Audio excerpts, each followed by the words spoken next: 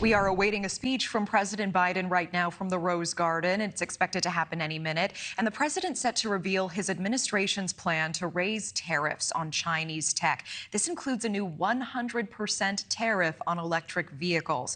Now, this announcement coming as just this week, President Biden ordered a company with Chinese origins to shut down and sell off a cryptocurrency mine that was located just a mile from an Air Force base in Wyoming, which houses nuclear arms.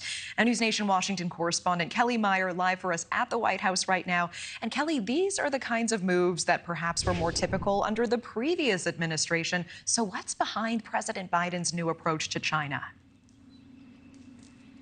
Yeah, in just a moment, President Biden will speak from the Rose Garden and announce those new tariffs on Chinese tech. And if it sounds like something you've heard from a different White House, it is. President Biden is taking a page out of his predecessor's book, who was famously tough on China. The White House says they are taking action to protect American workers and businesses from what they call China's unfair trade practices. But the move could also help President Biden politically. Take, for example, electric vehicles. Biden is set to quadruple penalties on EVs from China to 100%. The administration says Biden's vision is to ensure the future of the auto industry will be made in America by American workers.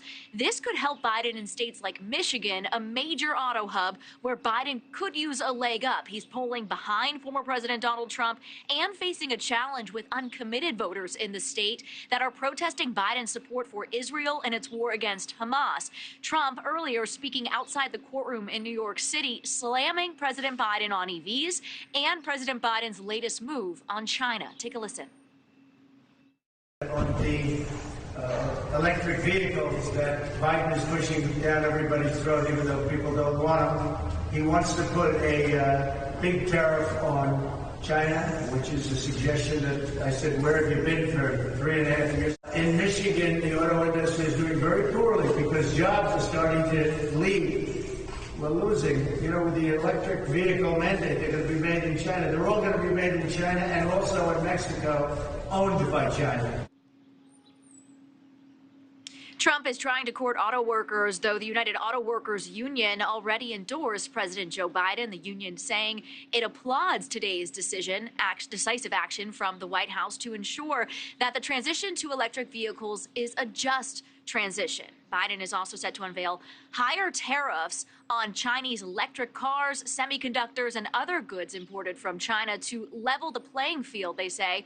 President Biden will say that shortly here from the Rose Garden. And China is already responding to the move, calling it, quote, self-defeating and against what was discussed between President Biden and Chinese President Xi during the San Francisco summit late last year.